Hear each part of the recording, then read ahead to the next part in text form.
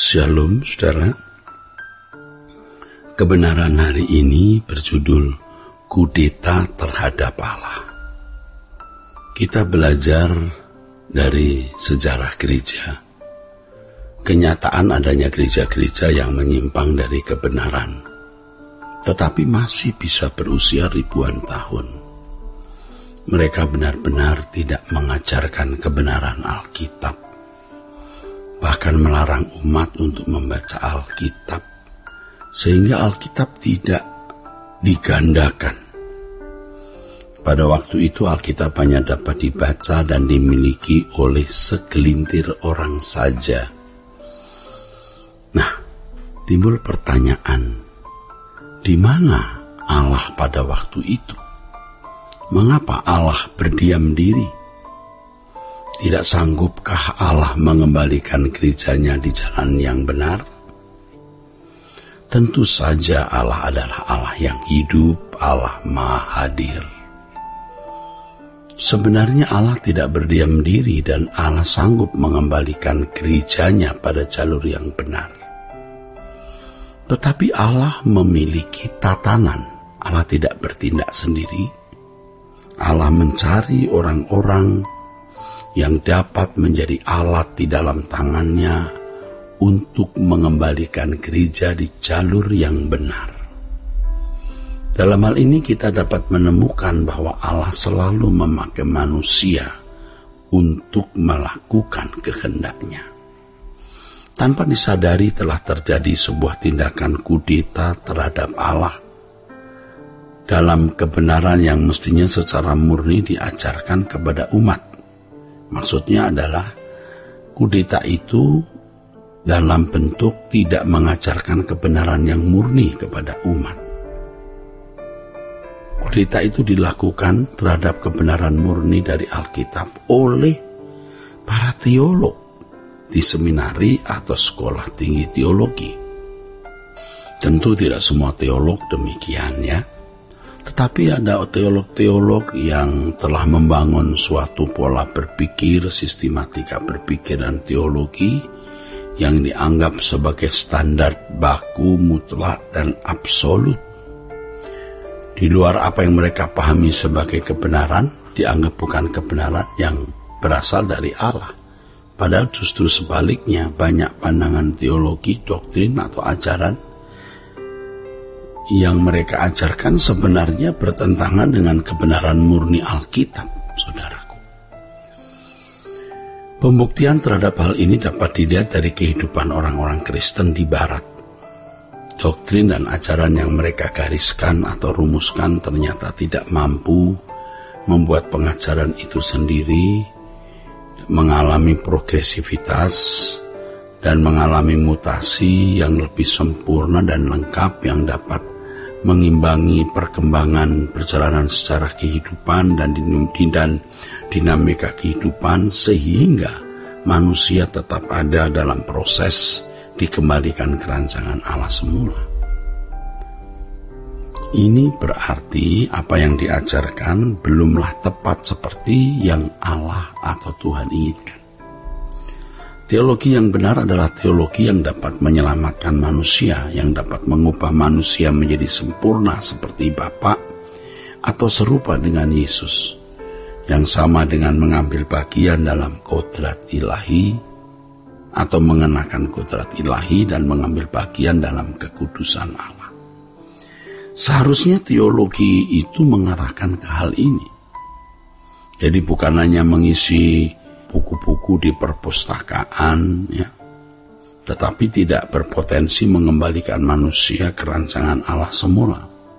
Sehingga teologi tersebut atau teologi-teologi tersebut hanya mengisi pikiran atau nalar, berpotensi membangkitkan adu argumentasi, perdebatan untuk kepuasan rasio, tetapi tidak memiliki implementasi yang konkret di dalam kehidupan nyata keseharian.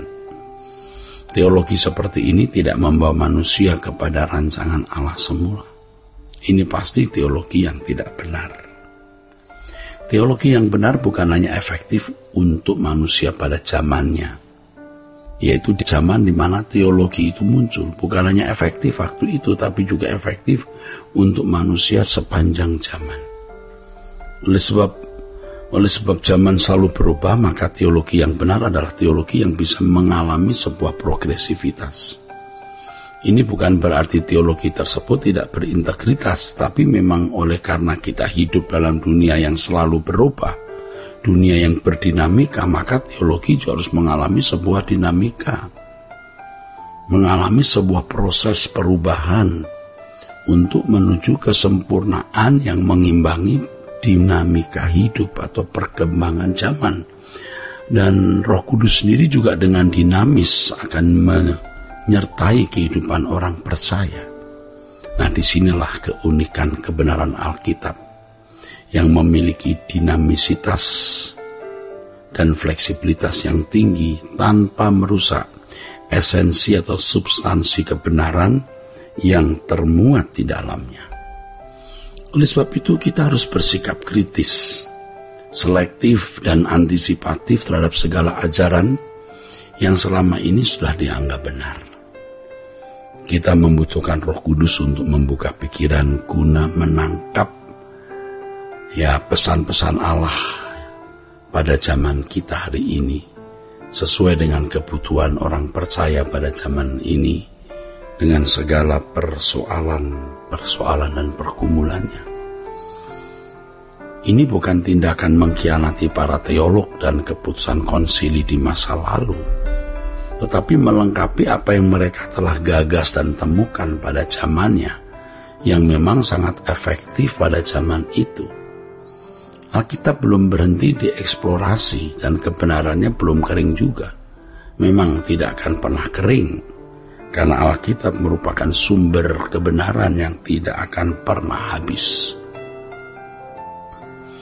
Jadi kalau kita melihat orang-orang yang hanya melestarikan ajaran teolog masa lalu, ia tidak akan bisa menghadapi dunia kita yang sudah menjadi makin rusak seperti ini. Saya ulangi, hidup manusia itu berubah dan berdinamika, maka kita juga harus mengikuti dinamika hidup ini dalam pimpinan Roh Kudus untuk menemukan kebenaran-kebenaran baru yang berpotensi mengubah hidup kita dan memberi kemampuan kita mengimbangi dunia kita yang semakin jahat. Iblis itu berpengalaman, saudaraku. Dia memiliki pengalaman panjang dan tahu bagaimana menghancurkan pekerjaan Allah di lingkungan gereja. Oknum ini nekat, saudaraku, berani kok melawan Allah. Dengan kecerdikannya dia bisa menggunakan orang-orang tertentu, bahkan para teolog dan rohaniwan, untuk membuat orang-orang Kristen tidak bertumbuh dalam kekristenan yang benar, mengajarkan doktrin dan ajaran yang kelihatannya benar, telah eksis dari zaman dulu, dan mereka anggap bahwa yang eksis dari zaman dulu pasti itu yang paling benar untuk zaman kita hari ini. Padahal hari ini Allah sedang berbicara dan Allah sedang menyampaikan pesan-pesannya yang aktual untuk dunia kita yang berdinamika ini. Nah, banyak teolog-teolog yang hanya melestarikan teologi masa lalu dan memusuhi kebenaran yang Allah berikan pada zaman ini. Nah, ini hal yang harus saudara-saudara sadari agar tidak ikut terbawa pada ketidaktepatan itu. Iblis berusaha supaya orang Kristen tidak mengerti kebenaran yang sejati untuk zamannya. Saudaraku, kiranya apa yang kita dengar ini memberkati saudara-saudara sekalian. Sola Gracia.